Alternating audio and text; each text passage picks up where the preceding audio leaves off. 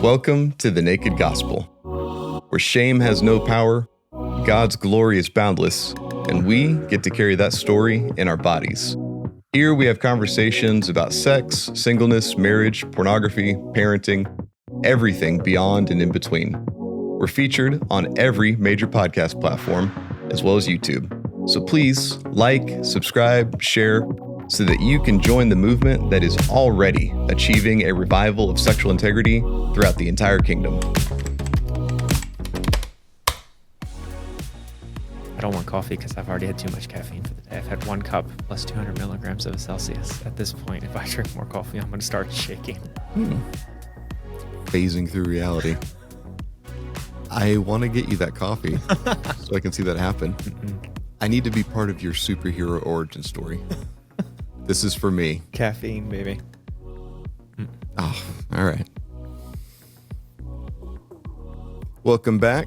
It's Wailer and Nick in the pocket again. We never depart the pocket. This is true. So we recently had an extensive conversation. We've received a decent bit of feedback on it. How dare we insist, suggest, call to action? How dare we bring people into this vision that better sex lives equals a better world? Better sex lives between husband and wife equals a better marriage. Is that a short version of an hour-long conversation that we had? I had the most perfectly synthesized hypothesis that we believe would actually fix so much of our world. Yes. A vibrant and amazingly fulfilled bedroom between a husband and a wife solves so many problems and fixes almost everything. Obviously, that doesn't account for, actual trauma, actual pain, actual suffering. But in our work, it does seem like there's a lot of problems people could not deal with if they just focused on that and solved that problem. Downstream, you'd fix so many things. So I think we should act like diagnosticians for a bit. Okay. When you get the Chisholms, man, I used to live in these things. I can't remember. You go to the auto parts store and there's 2 different brands of manuals for your vehicle. You get a hefty workbook sized thing that's like, what's the problem with your vehicle? This is where I'm realizing now why nobody's going to use that. Everybody's going to the web for it. Yeah. You used to have to live through the books. We are. The book had like remember. everything you needed on your vehicle. I remember. So it's like your make and model, this stretch of years where it was going to be that thing. What's it doing? Let's look into. Or it would just, and oh man, it had pictures for everything, the step by step of the replacement process, the removal, all the things. I enjoyed those books for a time. If we're trying to look into somebody's life, because we know people that like, well, yeah, I want a better sex life. And yeah, things would be better. Husbands, we get a lot of that story. Nowadays, there's also quite a lot of wives that want more sexual intimacy with their husbands. And for whatever reason, he's not leaning in her direction. He's not responsive to her overtures. And so there's some pain points that would be good for us to explore. Because if it was as simple as having more frequent and vigorous and satisfying sexual encounters with each other, that seems like an easy thing to, okay, we just make that happen, then everything's better. Unless we have things that are traveling parallel to each other. And so what are the sorts of things that happen in somebody's life where that's not the natural outgrowth? You mean like what are some of the hurdles or hindrances that we have heard or experienced or talked to others about? Is that the question you're kind of asking? We talk to a lot of people about sex. This is true. For most of our gainful employment. This is true. What we do in ministry brings up a lot of stories, which is actually pretty cool. I think sometimes folks will be weirded out by, wait, you do what for work? It's It's been a while since I had one of those backyard cookout encounters, but when they hear what the job is, it's like, what? What do you even do? And then 5 minutes, they no longer have any questions about what we do with their time. Sure. But it's a neat, I kind of want to say litmus test, but that's not the best descriptor. Their metonymy, synecdoche, it's a part to the whole. When it's done with reverence, like there's definitely disrespectful ways that people do it, and it doesn't mean anything good. Once somebody has crossed the threshold of being willing to talk with me, not about sex as like that's what she said, cannon fodder for jokes, not crass commentary about women when you're working on a construction job site. But when they're talking about the parts that hurt them, like when they're talking about the places where sex is a frustration or a great angst, right? If we have talked about that, that has opened the door to being able to talk about everything else. Like, there's suddenly nothing that's out of bounds. And so what begins with them wanting to talk about how to make their sex life better, most of the time, if we're having the conversation, it's because they've got the pornography addiction that is ruining everything. Yep. They only want to deal with the pornography addiction because they want this other stuff to be right. But then once we've talked about that, suddenly I'm getting childhood trauma. Yeah. What is the deep, dark stuff that they never talk to anybody about? What are their fears for the future? Also, things not spoken out into the ether because they don't want the words to take on more life than it has in their imagination. Anything theological, like when we talk about sex, we get to talk about everything else. And I think we see that happening in discipleship as well. If a man is actively being discipled in sexual integrity, he is being discipled everywhere else. There's nothing else that's out of bounds.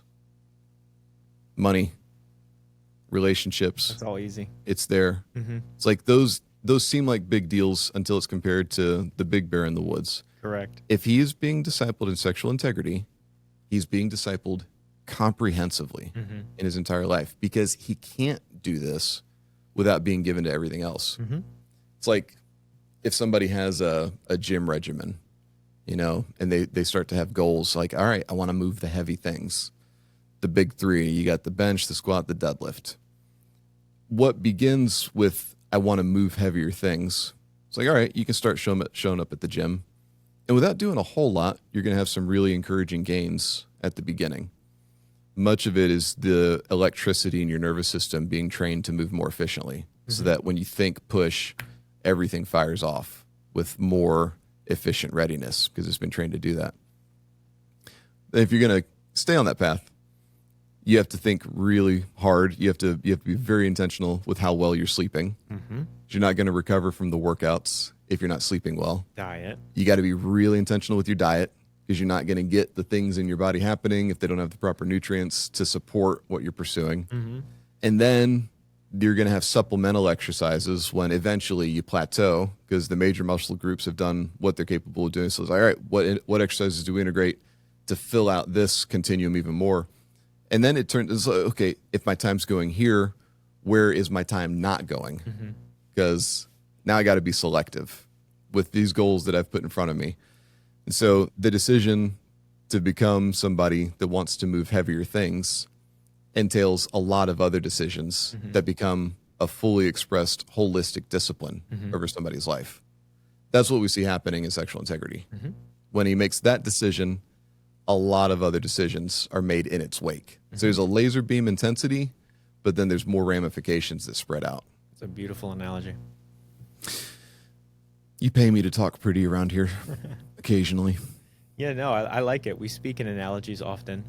I think, if I'm honest, it helps you envision the more complicated things that we discuss. So, like, I like talking about analogies, specifically with this training analogy, where, yes, if you focus on sexual integrity and tangentially to this conversation, a more fulfilled sex life with your spouse, like so many other byproducts get focused on along the way because you can't just wave a magic wand and all of a sudden have a vibrant sex life, right? Like, step one, don't pass go, is remove yourself from the struggle of pornography, right? Like, that is everything our ministry does. Really, not exactly the conversation. I don't think we're not having right now. That's kind of like a, if you are here and you find yourself listening, let me just say, don't pass go. Don't collect $200. You have to start there, and then You're not going to be a champion marathoner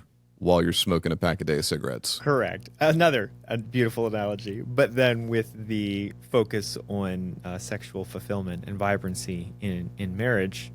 I'm curious. Back to your initial question, or like, what are some of the hindrances we see?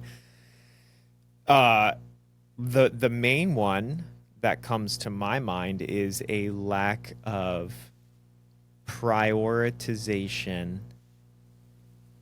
There's a bunch of ways we could go with this, but like, I think wishing it to be so isn't enough. And we hear these stories of like, well, he's in the mood or she's in the mood, but then the other one's not, and so it's not happening. And it's like this like anticipation of this Disney like it's just gonna happen and it'll be perfect, and it's back to the how we speak in analogies.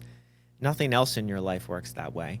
Why would we ever assume this works that way? Budgeting doesn't work that way. Eating and dieting doesn't work that way. You have to apply yourself to the discipline of mastery. And in sex, I believe applying this level of training and mastery around how do we orchestrate our lives as husband and wife where it elevates the priority of sex. Like, just start there. I don't know that I've ever had a conversation where someone says, yeah, the way that we orchestrate our lives, the times that we go to bed, the things that we put on our calendar, the this, that, or the other, is designed to prioritize more intimacy between us. I don't think I've ever heard that conversation. You're talking about spontaneity versus ritual. Yep. So, Myth of spontaneity. Initially. Yeah. It's not the myth, the allure of spontaneity. That's a better word. And the unreliability of spontaneity. Because we've been so inculcated by Disney romance imaginations. Most of us did have the experience early in a relationship where everything was spontaneous. You didn't have to do anything to conjure up the feelings. God bless, man. I remember just being stupid during the formative romance stretch with Adina. Just like, your brain can't brain. You're so obsessed with somebody. And like, you're busy for all these things. You really don't have time. And then this romance materializes, and suddenly you've got like all the time for this and only this, and everything else starts falling. It's like, it's not, we've got 20 years together now. And the in love dimension, that thing comes and goes a bit. The drunk part of in love. And there was a stretch where I was sad about that, because that's supposed to be the best thing ever. But then when I look at the rest of my life, whenever it's like that, it's like, yeah, it is fun. And also there's a lot of me that just becomes worthless because you're drunk. You are drunk in love. There's other expressions that Adina and I get to share with each other that don't share the same space with the in love business, but they're actually more beautiful. They're sturdier. And also, no small amount of good sex happens in that as well. There's fun stuff to dive into on the different ways we feel serotonin, oxytocin. What's the one when you're Dopamine? Yeah, thank you, dopamine. And then there's one where when you feel safe with somebody. I can't remember that one. But you only have that hormonal connection with somebody when you've endured hard times with them. When they are somebody that was with you and remained with you during difficult seasons, you get that. Man, like as a bonding agent, dopamine's fun, serotonin's nice. That other one, we should edit. Oxytocin? No. I don't remember. It doesn't matter. Is it bad manners to pull out a phone No, if you have it on and you. look for the name of the thing? No. This would be a first ever But to your faux point, pas on the Naked but Gospel. to your point, the realities of there are better things to be had beyond the initial drunk in love, because I remember that in our marriage as well. And then I think back and I'm like, man, I can't believe that that was like that. And now I live in a different reality entirely. But to your point, there is more fulfillment. There is more vibrance. There is more richness. And I think in a weird sort of way, I've heard it said that the enemy's job is to get you into bed before marriage and keep you out of bed after marriage. And that feels like I get like righteous anger over that. Like that kind of feels true, where it's like I remember what that feels like pre and then post marriage. But then it's like, why do you get to take that away and have that power? And why is the new play? Why is the new number one play that the enemy has for a married couple is to keep them from having sex? That pisses me off. That makes me want to work on it for that reason alone. Like you don't get to mess with that. And so some of that motivation, I like thinking about how do we foster, steward, train in a way that helps us rekindle that initial excitement on a regular and consistent basis. Yeah, I don't know. I'm here for that conversation. That's really insightful. To see an agenda of sex outside of marriage, and then to see the same agenda of prohibiting sex inside marriage. And how many Christian couples have that experience. It's like all of the fire was blazing before the wedding ceremony. And then those cliche, hard first couple of years where it's suddenly not fun. That's weird. That's counterintuitive that it would go that way. Correct. It makes me, yeah. And if that doesn't piss you off, I don't know what does. And in a way, it's like you don't get to steal that from me. Like you don't get to have that kind of power. Like what's that about? Right? Like I get it.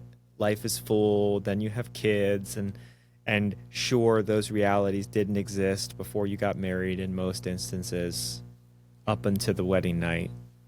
But I like focusing on a true north in moving through the world, in conversational discourse, and then even for this conversation, I think that's my favorite North Star around this conversation. It's like I want the aim that I am shooting my arrow towards, the bullseye of the target to be,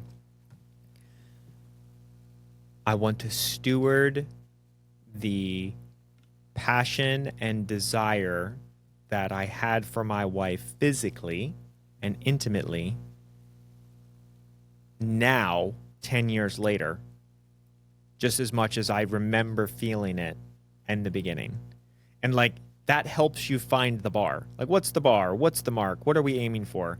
And I think realistically for me, that's a helpful point, because if you don't have a point that you're moving towards, you're just kind of like in this nebulous, what are we going for? What's the goal? It's like, I like the idea of like, what do we need to do to curate our marriage in such a way where we regularly feel those feelings towards each other again? There's nothing wrong with that question. It's the most perfect question. Vasopressin. Vasopressin is the word. That's the one I was looking for. All right. Bonding chemical. Yeah, it behaves differently. There's no immediate gratification. Like you don't do something and then boom, like you do with serotonin, like you do with dopamine. Vasopressin comes after you've endured difficult things with somebody. Love it. Might be with each other, might be a difficult thing outside of your relationship that required you to endure together. That thing has the most permanence in the way your nervous system remembers somebody. And that has to be earned. Yeah. There's no cheat code for that. When it comes to things that might go wrong initially, that short circuit what seemed like quite a lot of sexual attraction to each other, I think most people, I can speak at large for men, a little bit toward women, but admittedly haven't been involved in as many of those conversations. I think most men just expect sex to be amazing because it's sex. Like physically. They expect it to be like an amazing physical experience. Yeah. It's like now we get to do the thing and ta-da. Whereas if you want it to be really good, you have to commit to being a student of your wife's body. Is there anything in your life that if you want it to be really good, you just have to wave your hand and it happens? Pick a sport, pick an athlete, pick a musical instrument, pick anything? Yeah. The answer is no. Yeah. Anything in which you want mastery requires relentless dedication. And with many of the disciplines, all the ones that you just listed, you can become capably good with a minimal investment. You know, the world is full of 3-chord guitar players. And those 3 chords have opened up thousands of songs that they can now play. Cool. You can make music come out of the box. Neat trick. And maybe that will be it for the rest of your life. And there would be no sin in not becoming a more virtuoso level guitarist. If we're talking about the person that you have made vows with, especially as a man, to love your woman the way the master loves the assembly, that is a different level of commitment. This is not I'll shrug my shoulders about how capable of a guitarist I might become. It's like, no. You are duty bound. There it is. To become a virtuoso of her pleasure. Which makes me want to pull out the 10,000 hours principle in this analogy, which I think so beautifully applies. Yeah. Yeah, I've seen it said. So Malcolm Gladwell was the progenitor of the 10,000 hours idea, and beautifully laid out in his book where he's looking at bands, scientists, inventors, all these things where something magical happens at the 10,000 hour mark. Of course, it's got to be 10,000 good hours, 10,000 hours of intentionality. At 1,000 hours, something neat happens. Yep. Where you are no longer bad. You might even be good. At 1,000 hours, the thing has become enjoyable. And so pick anything in the athletics, pick anything in the arts. If you imagined giving 1,000 hours of yourself to that, I saw Werner Herzog, director. People might recognize his face from movies where he does cameos. I think he's most known for his directing. He did a documentary on Grizzly Man. Did you ever see that one? No. There was a fella in Alaska that decided he was going to live with grizzlies. And he wasn't like in a den with them, but he was in their woods all the time. And he did it for a bunch of years. If somebody's going to watch it, I won't tell you the ending. Things didn't go his way. I can guess. In the very, very end. Kind of not his fault, but also he made the situation. Werner Herzog, I love watching writer-director commentaries. As much as I will enjoy the movie, I really love a writer-director commentary. So you've gotten that with some of the MCU movies when it's the writer-director combo. Brad Bird and his animated features. I loved going on the ride with him. The guys that did the Pirates movies, really fun commentaries on that. Matrix, same thing. Werner Herzog doing some extra footage for this documentary. The way they took you on that ride was you got to go with the cellist and the bass player. that were this, and a guitarist that were the score for the whole documentary. And so it's all the behind the scenes of him giving the mood of what's happening in this scene. And this is where we are in the story. And then there's a part where there's a bear fight. You see two grizzlies contending, and they thought it'd be cool to have the cello and the stand-up bass being the duel in the music. The cellist has a solo at one point, and Werner Herzog, watching her play, he's transfixed. You can tell he is owned by the music. When she finishes, he looks at the camera and he says, "I would give 10 years of my life to play the cello like that." And I thought, if you gave 10 years of your life, you would. Mm-hmm. You would play the cello like that, Mm-hmm. which of course isn't what he means. He wants to shorten his lifespan by 10 years for the ease of being able to flick that switch right now. Mm-hmm. Because it's harder to imagine being dedicated. And here's a guy that had mastered a craft. He knows filmography.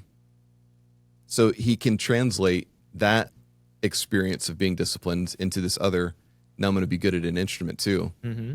Even if he didn't get to her level, if he gave 1,000 hours of cello practice, he would like his life a lot more. Mm-hmm. That's the kind of thing that we're inviting people into with what seems to occupy the bulk of everybody's imaginations nowadays.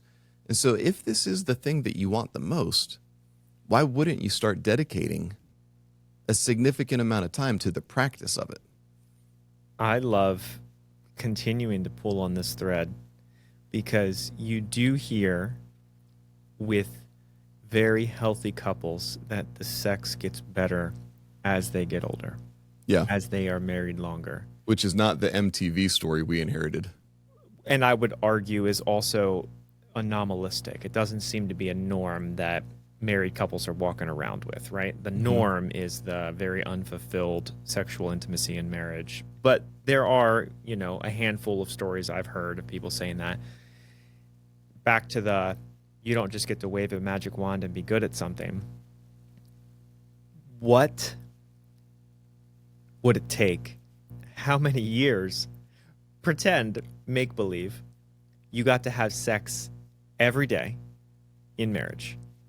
Well, that's 365 days a year. And let's say your sexual encounter lasted for an hour, which we know it does not. That's 365 hours a year. How many years until you hit 10,000 hours? And then that's assuming you are applying yourself to the skill of mastery rather than buffoonery and selfish pleasure just to get off. And so it's like a cool idea to even explore you have this amazing passion going into marriage, and that's exciting. And you brought up the point that I think some people just think it's going to be amazing, which we know that it's not. It doesn't mean it's not going to be pleasant. It's just not going to be, oh my goodness, like make believe. And then the idea of, well, I guess it's just going to be like this forever, so we'll give up. But I think, again, having this north of, I'm going to go for this 10,000 hours principle. How do I get my 10,000 hours of mastery and self-discipline in loving my wife? Mm-hmm. And to your point, when I hit 1,000 hours, I've achieved a lot. Again, 1,000 hours of practice and discipline to a craft I want to become a master of, not I'm going to lean back and play 3 chords for the rest of my life, right? Like, I just think that's a really cool analogy. I can't do math in my head, but it's about 3 years versus 9 years-ish, if I'm doing dirty math. Okay. 3 years of what and 9 years of what? Well, on your fictional hour a day, every day for a year. But let's go ahead and expand it a little bit in intimacy. Sure. That includes sex. Got it. Right? That hour is available. Sure. Nearly every day. Mm-hmm. Mm-hmm. And so if there's an hour of physical intimacy, in 3-ish years, you've hit the 1,000-hour mark. There you go. In 9-ish years, you've hit the 10,000-hour mark.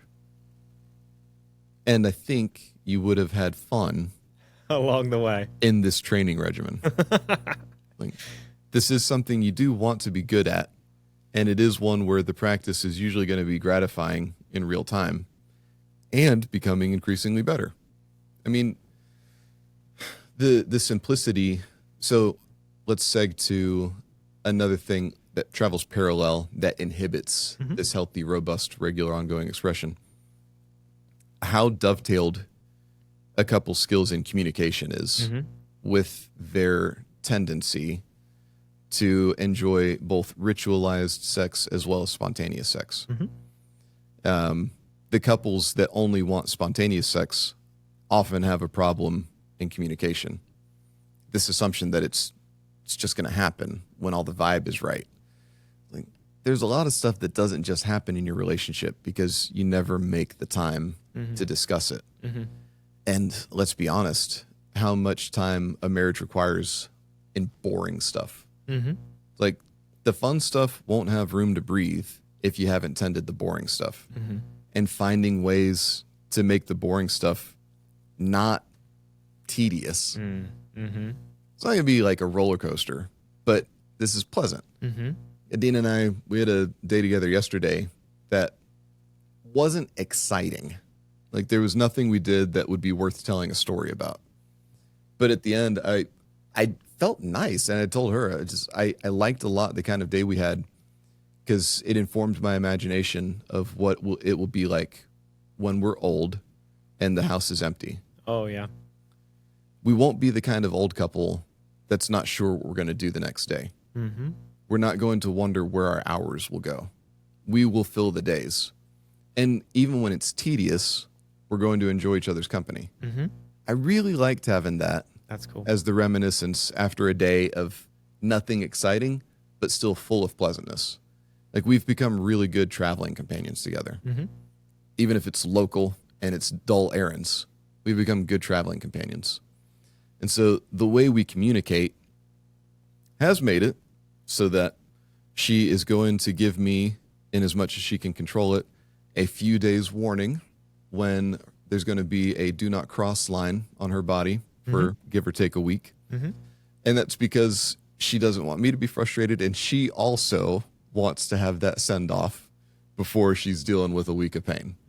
And so she's looking after both of us with that kind of intentionality. That's a ritual built into our relationship. It's really cool.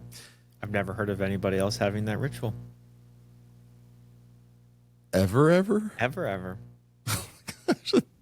The things you tell me. Breaking your mind on the podcast. Oh man. Okay. Yeah. The last couple months, you've broken my mind quite a lot in your continual revelations of what's normal and what's not. So that's one of the rituals built into our relationship. And so we know there's a high priority no matter what crazy level of business is going on in this stretch of 3-ish days that we have to work with. Because sometimes it happens. Life is so hectic, no matter how much you desire each other, you just can't. There are not hours in the day for it. It's no lack of desire or intentionality. It's just life being messy. But it's like all systems go ferocity to really prioritize some stretch in that 3 days before the portcullis has fallen. That's a ritual. Because there's open communication there, there's also spontaneity where nobody had designs on anything and suddenly all the mood is right. And it's like doors are locked. If notices need to be put on the household for do not disturb, like we get both of those because of the underpinning of communication. Yep. Adina gets to expect that I am going to prioritize her satisfaction before I'm just looking to be done. And I hear with a lot of women, that's not what they get to expect. Sure. The man just shows up and just wants to get off, and then that's it, the end. And so how many wives have a thoroughly dissatisfying sex life, not because they don't desire better, but because they don't have a willing partner pursuing their pleasure. And she might have a more difficult array of things to figure. Imagine that people that work in this world could find something about levels of sensitivity at different areas and nerve endings and all that. Might be a different sequence of events that needs to happen before even foreplay has begun. It seems to be fairly common that a woman can't feel at ease to be in a place where she can begin to relent to the idea of like, okay, now I'm there for it, until like everything in the house is tended. So like it's gotta be clean, like top to bottom, spotless. The kids, they've got to be all the way put to bed, done. There can't be any distraction because like she needs to have an inviolable space. And how many husbands are seeing that and they think she's resisting him? And they're looking for words, both of them. They haven't found them yet. She's not resisting him. She's wanting the space that is just theirs. And also, she's got a lot of cortisol in her body so long as the house is messy. She's not going to be able to relax until the cortisol is decreased, and that's not going to happen so long as the house is messy. It's the thing about the woman's body. Men, most of us, when we clean, our cortisol increases. Women, most of them, when they clean, their cortisol decreases. Interesting. So it's like, fellas, if you want your woman to feel the other hormones for you, why don't you work to decrease the ones that are prohibiting from you? Not because she's resisting you, but she needs a space where she has been made the priority, and now she feels like she can be all the way present. That's a different thing than let's just go to the bedroom and make things happen. It's like the dance that a couple has to learn to do that brings them into these motions where you're not, like, there's a point where you're not even actively trying to make the sex life better. We go back to the gym analogy. You're creating space. Yes. Yeah, there is an array of disciplines that have all become this really intricate circuit board. The electricity is moving through all of them without interruption. And because of that, circuit board does what it's supposed to do when it's ready to do the thing. That's our experience. There have been very, very few interruptions that I can't even remember. I'm just saying few to be fair. I liked you pointed out the communications aspect while double clicking on a regularity and a consistency that you guys have curated around the communication of, well, we know once a month I'm going to communicate this way to my husband when something is coming. And well, and just to interrupt you briefly, it turns into at least twice a month because then I'm also being put on notice when the portcullis is lifted. There you go. So yeah, so like that brought me to an interesting idea. I'm curious what you think about this, where to your point of we're really just talking about curating space. Obviously, we're two guys talking, so a lot of our perspectives will come from like the male's opinion, but we are married and have been married for a long time. And so one thing I think is an easy win. And a lot of these conversations I try to go for like, what are the easy wins? Because the whole spend 9 years and aim for 10,000 hours and then you'll get there, like that's almost a defeating principle in and of itself. But a little easy win that I have found in our marriage is once a week dates. And I know that sounds like a nothing burger, but if you can't figure out how to prioritize, and ours is a lunch, because everybody's season of life is different. So again, this is very contextual towards the Libertos. But as somebody that works with you in a full-time capacity, I can confirm these once-a-week lunch dates happen with your wife. They do. And so my point, though, is practice curating space even just in that way. Because if you're listening right now and you're like, I want to have a better sex life, I want to have a more vibrant sex life, where do I start? I'm not prescribing here, but I would suggest a good idea would just to try to find 1 hour that's regularly scheduled where all you're doing is dating each other as a trial run of practice. Because if you can't do that, best of luck doing anything else. And it's a very low bar. But to your point of training wheels, and I don't say that to be demeaning, just in general, you're practicing the curation of prioritization. And so for us, that is a cool low bar that we often will tell other people or will advise a couple, because we do know how life gets busy and we do have a bunch of children. And so, like, there's no excuse that you have that we don't have, realistically, whoever's listening. But that has allowed us to have that pocket, to your point, of like, where all we're doing is focusing on each other and laughing and playing and enjoying a meal together, and whatever transpires. But that seems like an easy win. So we talked about communication, we talked about spontaneity and or intentionality and or planning and programming.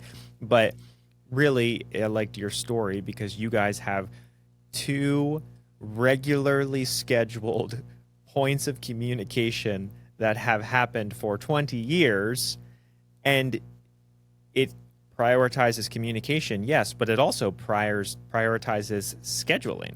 It's like, this literally happens all the time on a consistent basis. Same thing with date lunch or date day or whatever. And so I like walking through life because I'm like let's try and optimize everything. Like, what are my little hacks? I feel like for, a couple listening, a little hack is an hour a week. Start there. See what happens. The combustible materials have to be in proximity to each other if they stand a chance of igniting. And there's a way to do it without over-programming it. Correct. We have it in Joel's words in the curriculum. How many men make the mistake of touch, sex, right? Like, they think every display of intimacy has to be a prelude to now I get what I want. The willingness of a man to show up just to environ his wife in a sense of safety and security, to have no other agenda but for her to feel a deep shalom in her body. There is an incidental, it tends to happen when you show up without an agenda. You also get what you want, right? But to be selfless in it. And I think that's another factor in a really good sex life, is the more selfless you've become, it becomes more pleasurable when you are focused on the other person's satisfaction. Exactly. And when both people are mutually doing that, when they are invested in each other's orgasmic experience, it's so much better than if they're selfishly focused. Analogies we can pull on, but I can see it on your face. You want to land the plane. I think the next time we talk, we should spend significant time on trauma that precedes relationships and how many things people are carrying into the bedroom that they're either unaware of or the stuff hasn't been fully reckoned with. And how many of those things are nobody's fault. Sure. But it's still tearing down at the underpinning of the relationship and acting as a corrosive agent to what would otherwise be erotic excitement together. Yeah, and with that thread, and in a way that only we would, beautifully landing the plane with the analogy of the 10,000 hours principle that we discussed, and the point of trauma and difficulty that is real. When you were talking about it, it made me think about this, but it's not the idea of amazing, healthy, and vibrant sex in marriage is not, I'm going to learn how to play the piano and I'm going to become a master of it. It's almost like every marriage is handed by God a unique musical instrument that he designed specifically for only those two people, which means it's different for every couple. Yeah. And it is not the rinse in repeat chord progressions I can read in a book about how to play the piano better. It's, I need to study the unique intricacies of this musical instrument that I was given to become a master of it. And I think that does pull out all of the nuance, all of the threads, whether it is trauma, whether it is difficulty, whether it is history, or all the good things and all the realities of sensitivities and like the nuances are immeasurable. However, if you see it as a one of one, unique masterpiece of an instrument handed to you, and God saying, learn how to play this as a master for me, to my glory. I don't know of a better masterpiece I want to begin practicing. I'm really upset with you now. Because that was a baller analogy. You took my analogy and made it better. How dare you, sir? You come into my house, analogies, took that thing, you made it so much better. And to God bless, man, to think about an infinite array of unique instruments before God's symphony. Mm-hmm. And that's the story that we're called into. Amen. Why would you let the thing sit dusty in the corner? It seems like a horrible shame. And now I want to name what instrument are me and Adina. There, you can have another fun conversational corner with her, just naming the thing. It's really fun to imagine. Yeah, I agree. You know, this weird dome creature that we are together. Mm-hmm. Thoroughly unique in every way, with missional assignments that nobody else can fulfill in the way that God has set them aside for us to fulfill them. Mm-hmm. Maybe somebody else will later and worse if we don't. I would much rather be the ones that do. Mm-hmm. I would love to get to the end of my days and say I did the things I was supposed to do. I have exhausted myself in fulfilling the mission, or at least attempting to. Mm-hmm.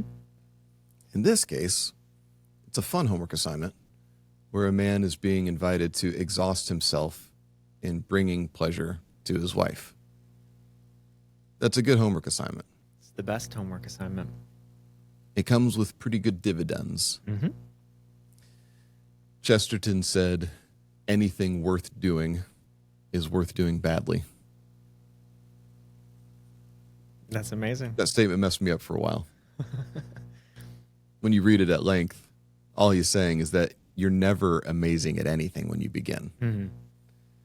And to get good at it, and then to pursue mastery at it, you have to be willing to be bad at it. Mm-hmm. So if a couple goes into this, what you've called the curation of space, if they can go into that with humor and space giving to each other, even the failures will be full of laughter and full of, okay, let's do better next time. Mm-hmm. It only becomes a fun, ongoing, concerted agenda that you've committed to with each other.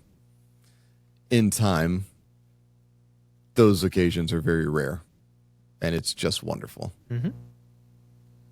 And that's because you've applied yourself to the discipline of mastery, as we are recommending everyone who is married and listening does as well. Become masters of the sexual union. That is the homework assignment this week on the Naked Gospel. Of course, nobody will satisfy that assignment in a single week, but you can commit to becoming masters of the sexual union over time. This has been another episode of the Naked Gospel Podcast, and we'll see you guys soon. That was good. That was really good.